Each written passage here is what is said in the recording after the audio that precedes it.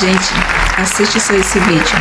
Olha o Felca no Altas Horas e o conselho que ele vai dar para os pais. É muito importante isso. Muito obrigado, assiste Felca. O vídeo. Sente-se aqui. A gente fica um pouquinho do programa conversando. Maravilha. Há quanto tempo você, pelo que eu li, você aos 12 anos de idade resolveu ser um protagonista na internet, mas daí seus pais falaram não, é isso? Começou assim, com 12 anos de idade eu comecei a produzir conteúdo, mas naquela época eu era criança, não sabia nada das coisas, como que funciona, né? E naquele momento... Esse cara é diferenciado, gente. Eu contei para meus pais e meus pais falaram: muito bacana o que você está fazendo, apoio, mas ainda é muito cedo. Eu acho que tem que esperar um pouquinho de tempo mais, você amadurecer. Esse ambiente que você está entrando, talvez você não entenda tudo. Na minha cabeça de criança, pré-adolescente ali, eu fiquei... não entendi, fiquei meio revoltado por um tempo. Nossa, por que meus pais estão me proibindo? Hoje, quando eu olho para trás, eu entendo muito bem e eu agradeço meus pais. E aí você voltou com que idade a produzir? Com Felca, que é o canal que eu cresci na internet, que eu fiquei conhecido, foi em 2019 que eu publiquei o primeiro vídeo. Era vídeos de humor, um tom bastante humorístico, mas tinha já um tonzinho de crítica. Eu sempre gosto de colocar...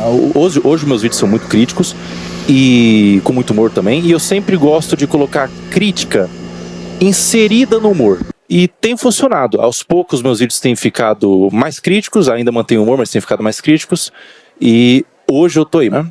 Agora, hoje, houve uma explosão, não é? De visualizações, de compartilhamentos. Até aquele momento, há poucos dias atrás, antes do documentário, quantas pessoas faziam parte dos seus canais? Eu tinha, se for contar em todas as redes sociais, daria talvez 15 milhões a 20 milhões. Eu tinha, na rede social principal, eu tinha 8,8 milhões. E hoje? Hoje, na rede social principal, que eu tinha 8,8 milhões, eu tenho 15 milhões,5 em 5 dias. Foram mais de 7 milhões de seguidores aí em 5 dias e crescendo.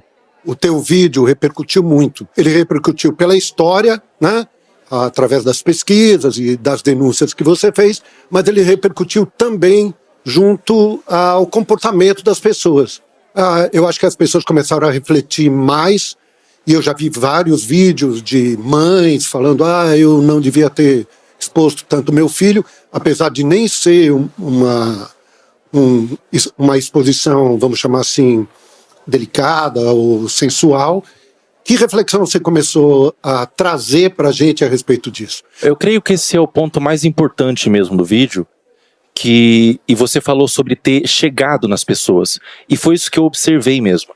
Me mandaram fotos, por exemplo, Serginho, de pessoas assistindo o meu vídeo na horizontal, que é uma coisa muito difícil nos dias de hoje. As pessoas estão consumindo todos na vertical, assistindo no ônibus, meu vídeo, no metrô.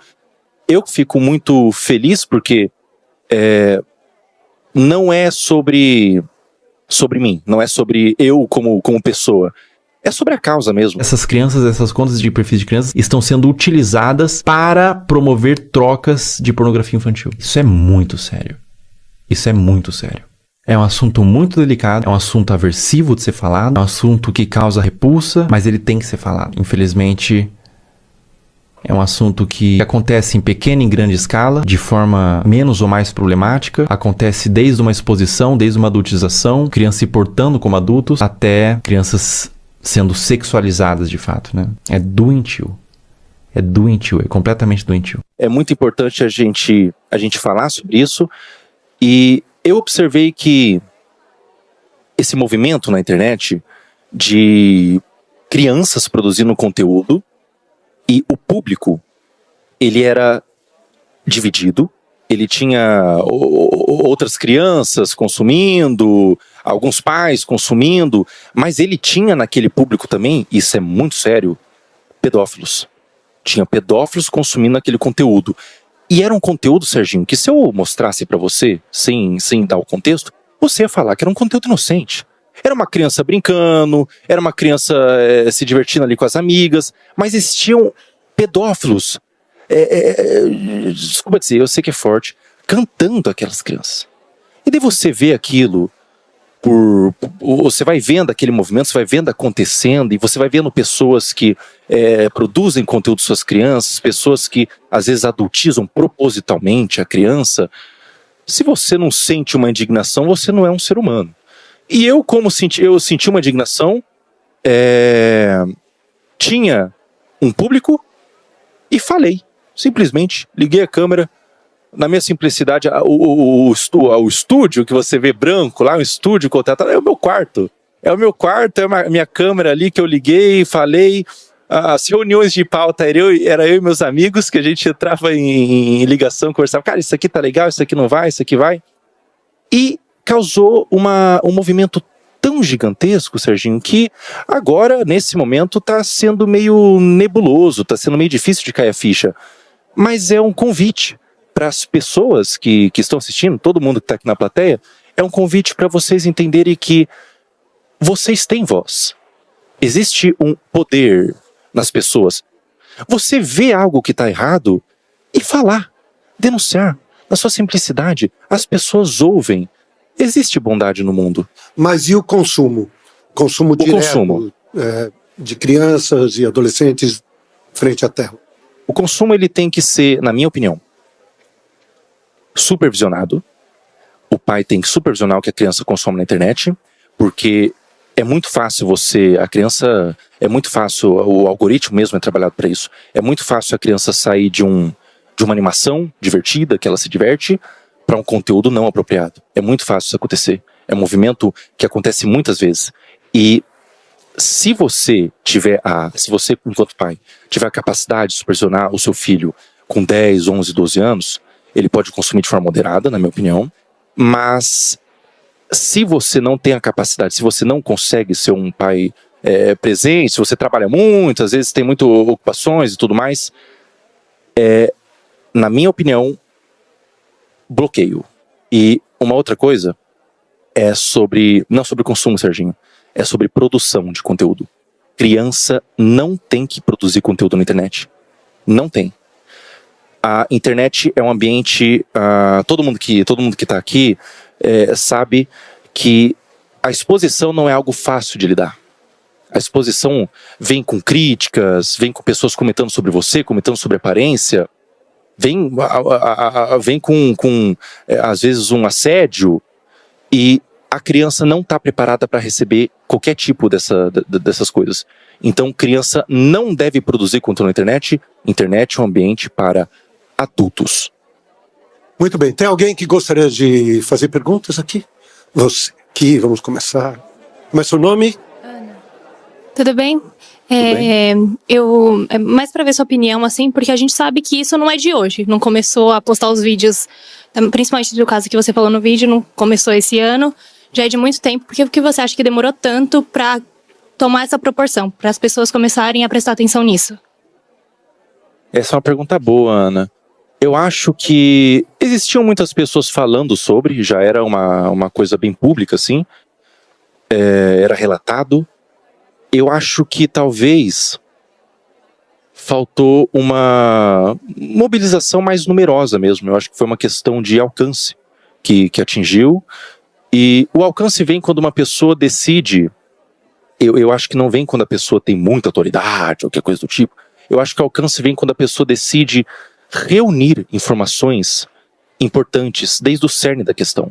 Então, reunir provas, pesquisar, denunciar. Quando ela faz ela reúne informações em um vídeo que seja também fácil de consumir, porque muitas pessoas fazem vídeos, falam sobre, mas não querem se envolver. Elas falam de forma meio assim, direta, comentam só para ganhar alguma coisinha em troca.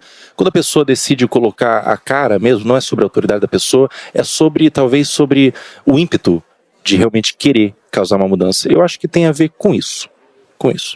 Quem mais, por favor? Aqui, e você? Fala, garoto. Como é seu nome?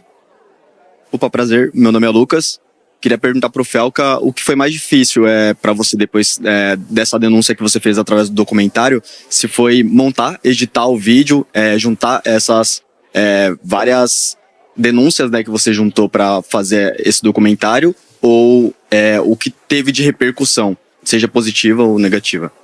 Com certeza o que foi mais difícil foi reunir essas informações, porque parte da demora da postagem do vídeo, eu fiquei 1 ano fazendo essa pesquisa, de ser um tema, foi eu sozinho fazendo essa pesquisa, e é um tema tão aversivo que se você não tem se você não tem um sangue de barata, e eu não tenho, você não consegue ficar nisso por 30 minutos ao dia.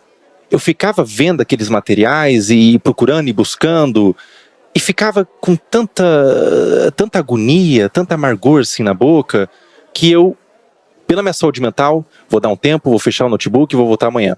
Então esse foi o mais difícil. A repercussão, por mais que seja muita coisa acontecendo ao mesmo tempo, é muito positiva. Eu estou muito feliz porque estão dando luz para essa causa, eu creio que possa haver mudanças, então é extremamente positivo, eu estou super realizado, super satisfeito. Mas, por outro lado, tem gente que não gostou. E eu queria saber como é que você recebeu, e se foram só críticas ou chegou a ter ameaças? Algumas ameaças sim, Serginho. Algumas críticas, alguns movimentos de difamação, de tentar descredibilizar e tudo mais. Como eu recebo isso, a gente sabia, eu sabia o que eu estava fazendo, a gente sabia, eu e meus amigos, eu e minha equipe de editor, tudo mais, as pessoas que estavam por trás, a gente sabia que o que a gente estava fazendo era grande e tudo era esperado. Tudo era esperado. Olha, a gente não sabe exatamente o que vai acontecer, mas vai vir ameaças, vai vir, talvez venham alguns processos, talvez venha gente insatisfeita com o que eu fiz. Existe também, Serginho, e isso é delicado de falar, mas é verdade, existem alguns pedófilos que se incomodaram pessoalmente por eu estar tentando quebrar o esquema de pedofilia deles. Esses pedófilos, eles vão se sentir atacados pessoalmente e vão bater de frente, mas, sinceramente, quem tem que ter medo são eles, não uma pessoa que está denunciando. Quem tem que ter medo são os pedófilos. Fala. Boa noite, meu nome é Mavi. Boa noite. E a minha pergunta é, depois da repercussão do seu vídeo e a ação do Ministério Público, o que você acredita e qual mecanismo podemos usar para proteger as nossas crianças das redes sociais? Existe o ECA, por exemplo, o Estatuto da Criança. Existem leis para proteção. O que esses criminosos fazem são crimes. Então, eu acho que o melhor movimento, a melhor iniciativa é a iniciativa do indivíduo de denunciar, de ir atrás, de procurar, reunir provas, pesquisas e denunciar o que está vendo na internet. Denunciar. E se tudo der certo, a gente consegue uma mudança no algoritmo para que esses conteúdos não sejam nem capazes de chegar no seu feed. Muito obrigado pela tua vinda, Serginho. aqui, viu? Obrigado mesmo. Parabéns pelo seu trabalho. Obrigado, Serginho. Obrigado, viu?